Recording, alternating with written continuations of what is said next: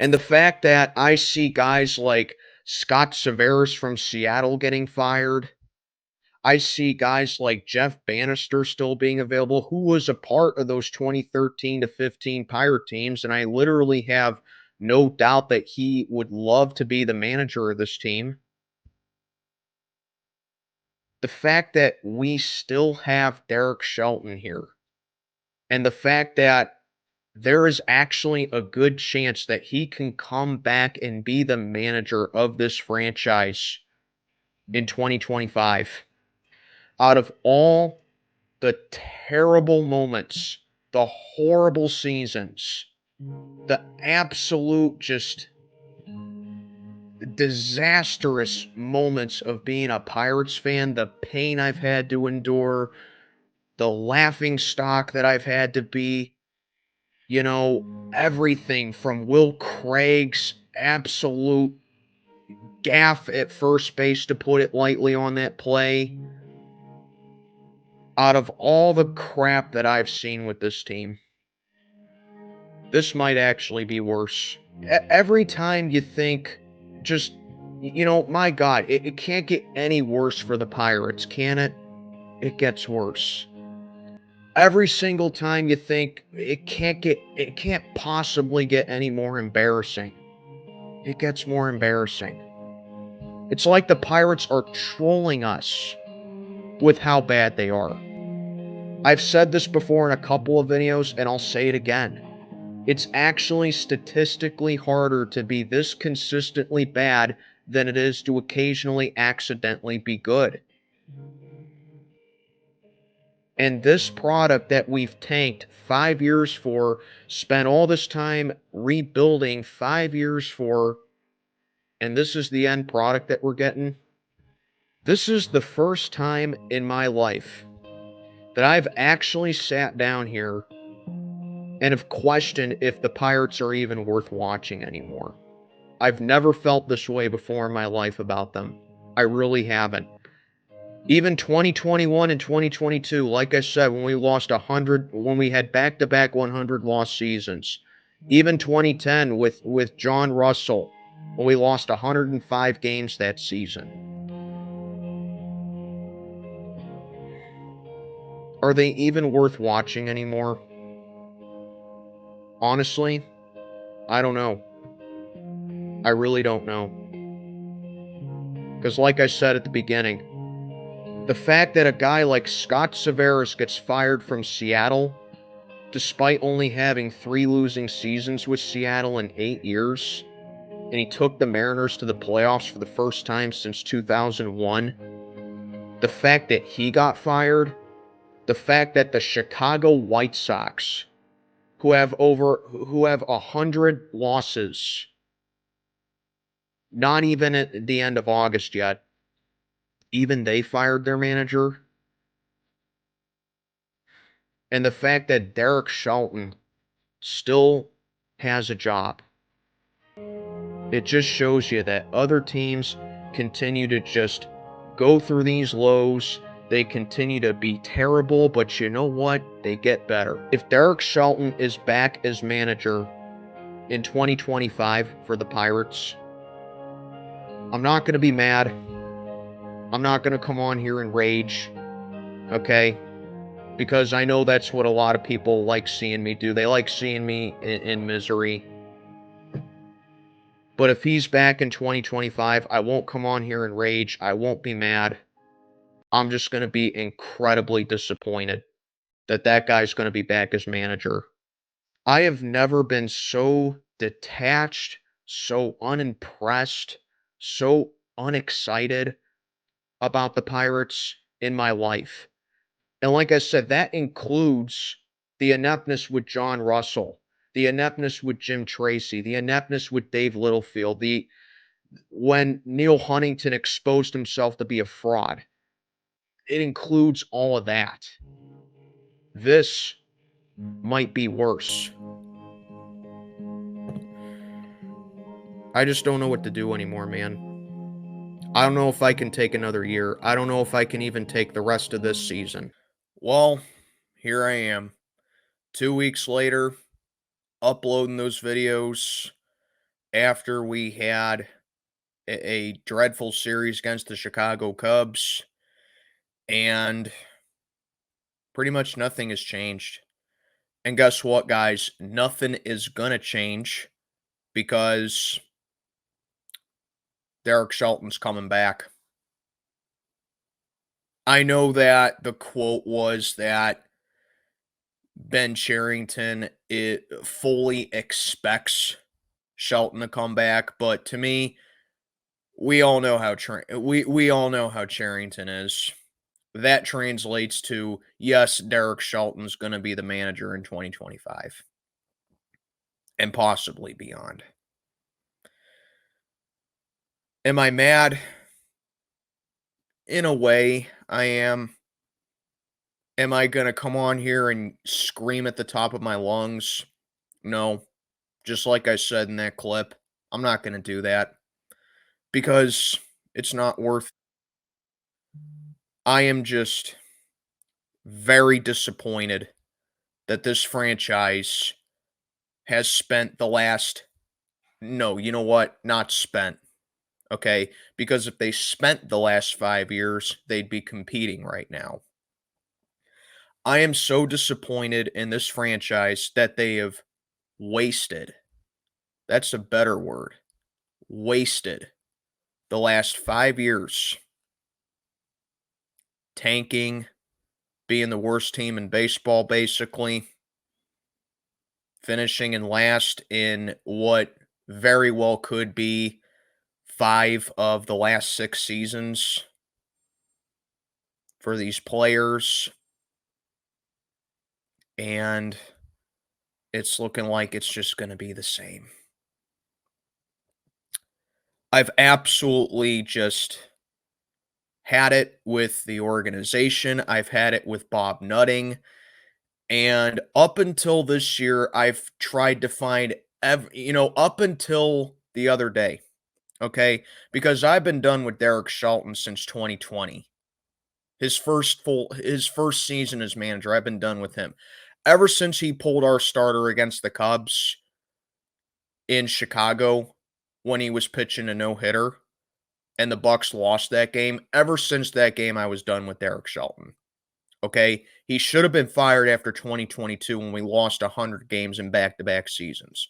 So, Derek Shelton, long gone for him. Basically 4 years I've been done with him. But up until the other day, I have tried to find every avenue, every road, every intersection possible to side with Ben Cherington, to be on board with the rebuild, to give him the benefit of the doubt, to say that what he's doing with this franchise is good. But up until the other day, I'm done with him. I'm officially done with him. This guy thinks that this fan base and this city of Pittsburgh in general, this guy thinks that we are morons. I mean, I don't know how else to put it. This guy has to think that we're mentally challenged or we don't watch the games. And, with me, I said that after I went to that Bucks Guardians game a couple weeks ago, that I probably wouldn't be watching for the rest of the season. And I have not watched a game since then. But you know what? I don't really need to watch the games to know what happened because it's just the same damn thing. Okay? I don't care that they took 2 out of 3 against the Cubs following that series because the final game of the series, okay, the last game of that Guardian series, the Bucks let a pitcher fresh off the IL go 2/3 into the game throwing a perfect game against us. And then the last game of the Cubs series, a 12-0 Cubs win, which is embarrassing enough, but as if that's not embarrassing enough, the Bucks got no hit in that game. Cubs threw a combined no-hitter. First time the Cubs threw a no-hitter in Chicago since 1972. They struggle in a 4-game series against Washington, a team who sold at the deadline. You struggled in a 4-game series with them. And then, oh yay, whoop-de-doo, you swept the Miami Marlins. You swept the Miami Marlins, the season series against them, no less. You won all 7 games against them, but I'm not impressed with that. The Marlins are the second worst team in baseball, only ahead of, guess who? The Chicago White Sox, who have 114 losses on the season. And you swept the season series against them. So, Ben, what are you trying to get at? Oh, what? That we can beat the 2 worst teams in baseball, that we're not worse than them? Hell of an accomplishment. Great job, Ben. We're 10-0 against the 2 worst teams in baseball. What's our record against everybody else? Oh, yeah, that's right, 60-76. And you mean to tell me that that's real progress? Like I said, this guy thinks that we're idiots. Because let me tell you something, all right? The outcomes matter, and they have not changed. Because Ben Cherington is the type of guy who just does not hold himself accountable for anything. And the changes that he did make was that he got rid of the director of pro scouting for this club and the analytics department, on top of just getting rid of the Latin America department. Those are the guys that he got rid of. Didn't get rid of any of the coaching staff, didn't even hold himself accountable. Basically, he's saying, oh, it's not my fault, it's their fault. And it's a reflection of the ownership as well. You know why? Because Nutting does not hold himself accountable until the very end, when it's far too late to make any kind of change. And I know this because if you remember back in 2023, the Bucks got off to a great start. They were 20-8 through 28 games, and Ben Cherington gave Derek Shelton an extension. And now, when the Bucks have a good stretch going, when it's far too late in the season to do anything, possibly even get out of last place at this point, now Cherington comes out and says, oh yeah, Shelton's the guy for 2025. And it just doesn't make any sense to me. It really doesn't. Because when they were playing well at the start of 2023, you saw that the young core that I'm going to say it again, the young core that we wasted 5 years tanking for, seeming to come together. And that was the case at the beginning of this season as well. And they did the exact same thing. Last year, a 9-game losing streak against Milwaukee and the Cubs, swept in 3-game series against both those clubs. Right when the Pirates were in the middle of things in May, they were right there in the hunt. And this year, last month, a 10-game losing streak after they bought at the deadline. It's been the case the last 2 years, and if you really want to go further, even before Cherington came here, that was the case in 2019, that was the case in 2011, that was the case in 2012, that was the case in 2005, that was the case in 2002. You get my drift? The Pirates collapse all the time because they can't hire the right guy. So, what if the Pirates get off to a hot start next year and they fizzle out again? Because not only did they collapse this year, they collapsed this year with a way better team and a way better roster than last year. And Cherington says that, well, we're trying to get better. And he's telling us that we're trying to get better and fix whatever gaps that we have. Yeah, you're trying to get better, yet you're keeping a manager who, as of this recording, has a record of 288 and 404 for a 415 winning percentage. But you're trying to get better. You got it backwards, pal. Do you realize that the Pirates in 2023 were a bottom tier offense and they're even worse this year? Because last year when O'Neil Cruz broke his leg at home plate, and I'll get to O'Neil Cruz in a little bit. Last year when O'Neil Cruz broke his leg at home plate on Easter against the Chicago White Sox, and he had to miss the whole season basically. I'm like, I was upset that they finished below 500, and I was like, okay, it was a bit of a lost season, but at least O'Neil Cruz is going to be back next year and the team will be better. Boy, was I wrong. This team is even worse offensively this year. None of these guys are reaching league average. We are 27th in on base percentage, 25th in slugging, 25th in homers, and we are a top 5 team with striking out. But we're getting better, right? And then you take a look at the players who have just been, and this is the majority of the team. You take a look at some of these players who've been disappointments. How about Ke'Bryan Hayes? They extended him, the Bucks extended him before 2021, and he's been looking like a massive fluke. He had a fluke gold glove last year. I have zero doubt he's going to win. He's not going to win another one. He's injury prone and he can't hit. And he's even worse in 2024 than he was in 2022, the year after he spent all of the previous year injured.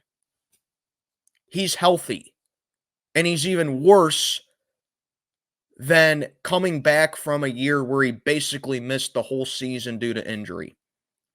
Name me one thing about Ke'Bryan Hayes, aside from his range and athleticism, that he brings to the table to this team. Name me one thing. Can't. Jared Triolo, bad defense. We don't have a real first baseman. Nick Gonzalez, he hasn't had enough time to make a name for himself. So you don't really know him there.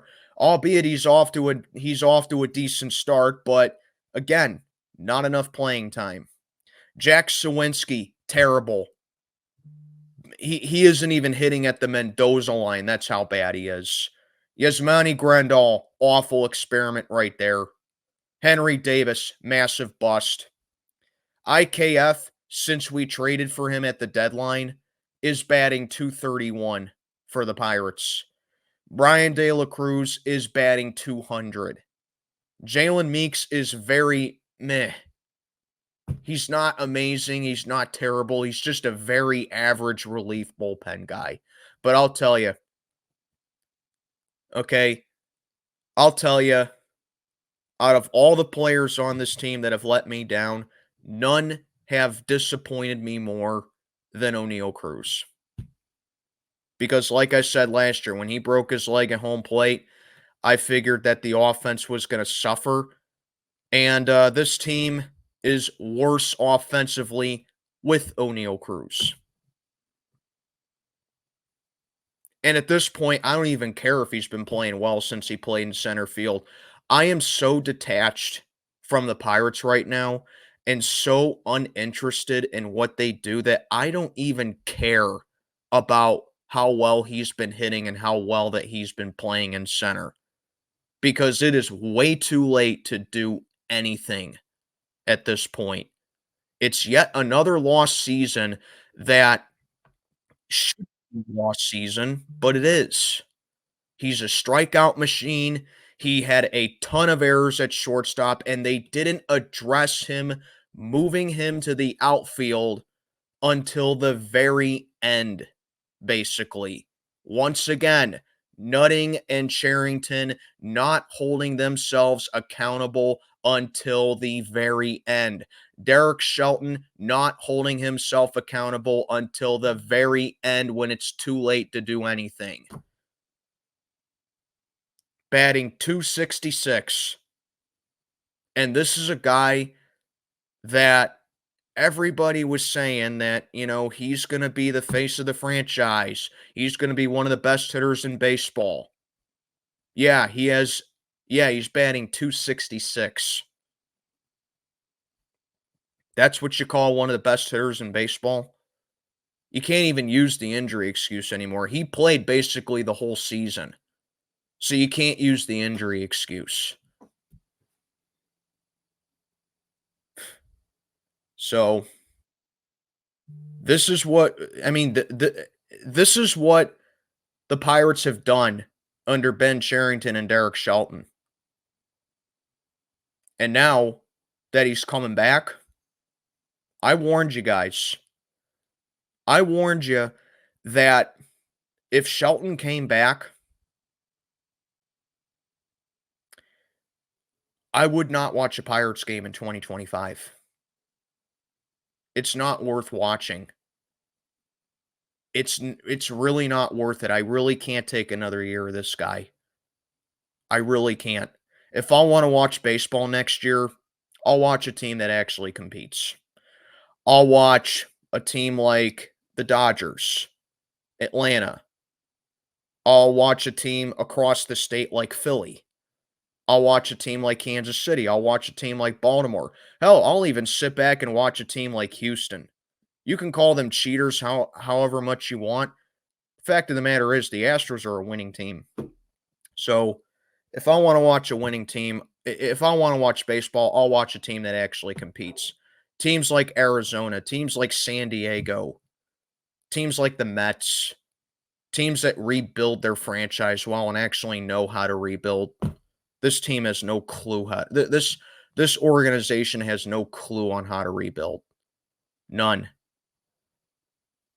They really don't have a clue because this franchise takes this fan base's loyalty, passion, and dedication and hard work, and they just sit on it. And they don't have a care in the world. I love Paul Skeens as much as the next guy does. And him and Brian Reynolds are the only exciting things about this team. But even then, I can't get excited about Paul Skeens pitching. They're not going to hit for him. They're not going to give him any run support. I mean, are we really going to have to get used to Paul Skeens taking the mound as a Pirate? And that's a key phrase right there. As a Pirate, we all know he's probably going to go to the Yankees or Dodgers in a couple years. Okay. But when in his time in Pittsburgh, are we going to have to get used to him taking the hill, striking out 9-10 batters a game over 6 or 7 innings, allowing 3 or 4 hits and only 1 run, and the Pirates not getting any run support for him at all? Is that what we're going to have to get used to? I can't even get excited about that. Like I said, I have never been so detached, so uninterested, and so uninvested in the Pirates in my life. And I've been a fan for 24 years. Okay. Next year's going to be 24 years that I've been a fan. And I'm at the point to where I don't even want to watch them. I've never said that before in my life as a fan. And that includes all the blunders they've had at the start of this video. But I've reached that point now. So, thanks for nothing, Cherington. Thanks for nothing, Shelton. And it's one thing for someone like me to be saying stuff like this because, I've never seen the Pirates win a World Series. I've never seen them win a division title in my life. I'm almost 30 years old. I've never seen those great teams. So it's one thing for someone like me to say stuff like this. But when I go on Facebook or when I go on YouTube and I see basically boomer Pirate fans and Gen X Pirate fans saying stuff like this that I'm saying, that speaks volumes. They saw the Pirates win a World Series. They saw the Pirates win a division title. They saw the Pirates be good. So when I see fans of this team that are that are what? Between the ages of like 70 to 45 years old, and they're saying this, you know it's bad. So, because of what Cherington has decided, the Pirates are now going to lose a couple generations of Pirate fans because of that. And they're not doing anything about it. Wow. Just wow. So, I hope you guys enjoyed this video because this is going to be the last Pirates video that I make for a very, very long time. They are not worth covering. They are not worth talking about. They are not worth getting mad about. They are not worth any kind of effort. So I hope you enjoyed this video. Checking on out for the day. Have a good one, everybody.